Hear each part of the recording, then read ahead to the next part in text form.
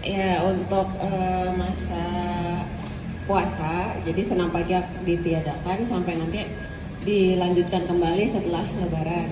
Tetapi untuk safety talk tetap akan dilaksanakan setiap Jumat pagi. Nah, hari ini pematerinya ada Pak Alfian. Kepada Pak Alfian dipersilakan.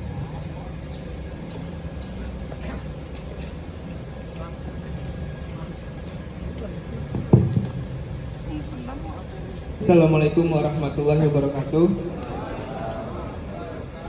Kalau saya sapa selamat pagi, nanti jawabnya pagi, 4 kali ya.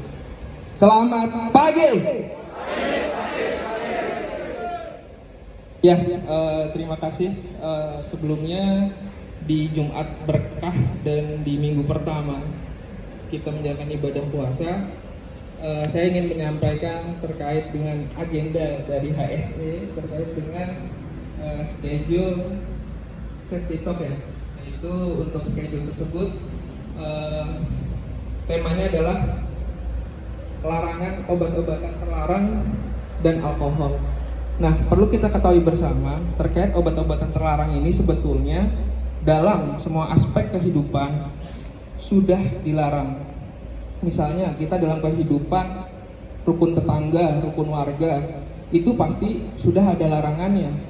Kemudian kehidupan terkait dengan agama, semua agama pasti melarang terkait dengan larangan obat-obatan terlarang dan alkohol itu sendiri. Nah, selain itu juga perusahaan juga melarang terkait penggunaan membawa obat-obatan terlarang maupun alkohol. Bapak Ibu bisa melihat di depan pos security itu ada satu papan yang dimana di situ adanya larangan terkait pembawaan obat-obatan terlarang maupun alkohol itu sendiri. Nah, kehidupan bernegara kita juga ada larangannya, itu sudah dijelaskan dalam Undang-Undang Narkotika di pasal 1 dan ayat 1, baik penggunanya maupun baik pengedarnya. Jadi dalam undang-undang itu menyatakan narkotika itu merupakan zat buatan atau yang berasal dari tanaman yang memberikan efek halusinasi, menurunnya kesadaran, serta menyebabkan kecanduan. Ini bahaya nih yang kecanduan nih. Nah, dalam prosesnya ketergantungan atau kecanduan itu dibagi menjadi 3 golongan. Ada golongan 1, itu adalah jenis narkotika seperti ganja, onium, dan tanaman koka. Nah, ini sangat berbahaya jika dikonsumsi secara terus-menerus atau overdosis. Itu menyebabkan kecanduan.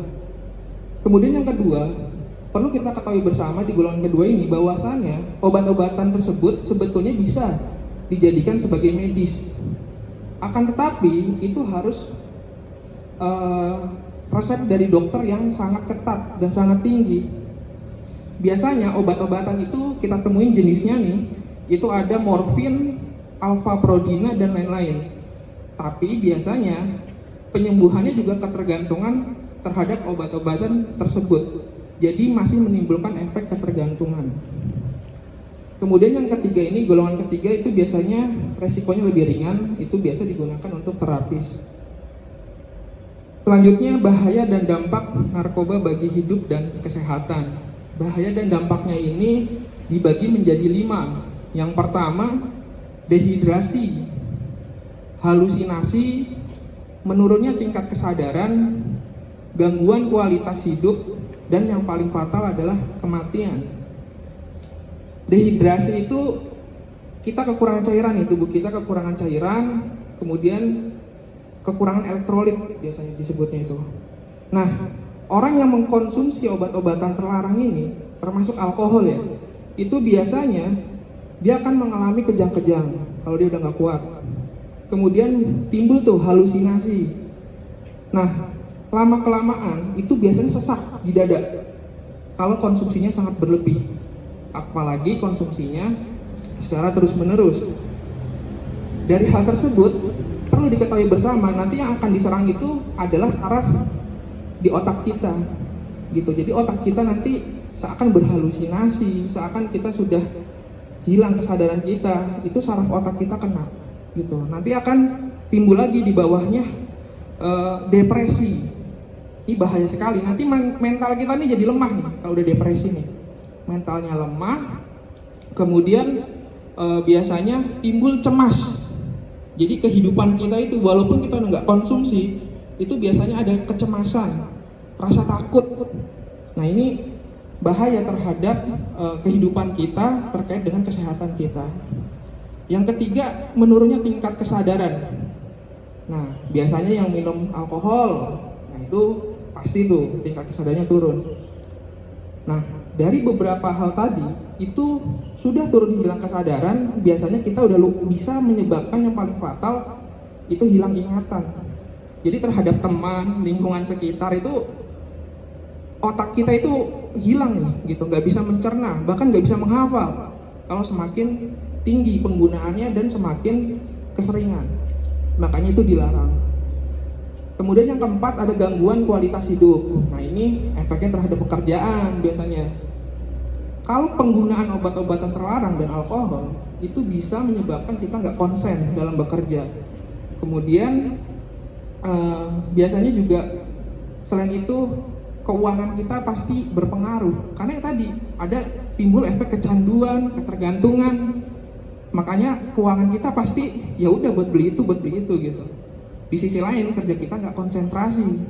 Kalau udah nggak konsentrasi, di sini aspeknya nih K3 keselamatan, apalagi yang hadapannya sama mesin. Di situ potensi bahaya yang ditimbulkan dari penggunaan obat-obatan terlarang. Dan yang paling fatal dan paling dasar hukumnya itu bisa berurusan dengan pihak kepolisian. Dan yang kelima adalah kematian. Nah ini adalah efek yang sangat fatal Bapak Ibu sekalian. Kalau udah pakai obat-obatan terlarang, narkoba, itu paling fatal adalah nyawa menjadi taruhannya.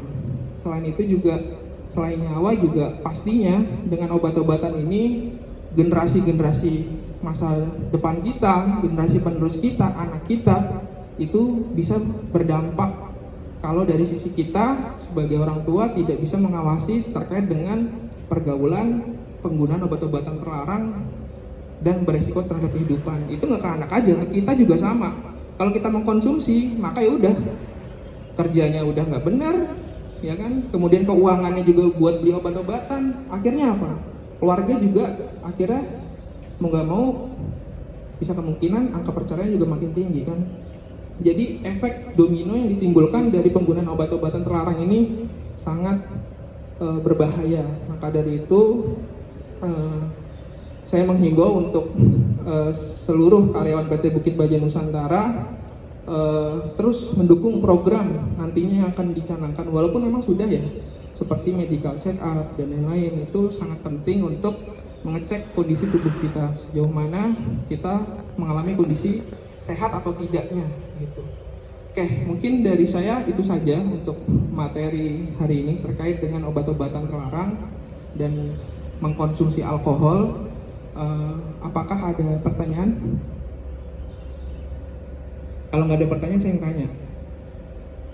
Pak Dedi, bisa disebutkan tadi kan ada 5 ya dampak dari obat-obatan terlarang terhadap kehidupan kita.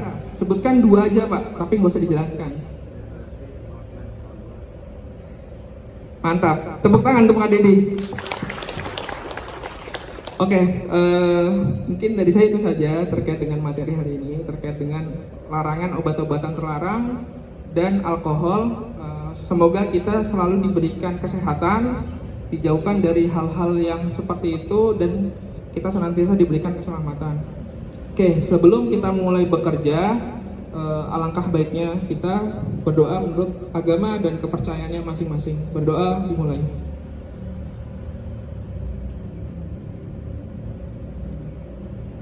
Berdoa selesai. Terima kasih. Wassalamualaikum warahmatullahi wabarakatuh.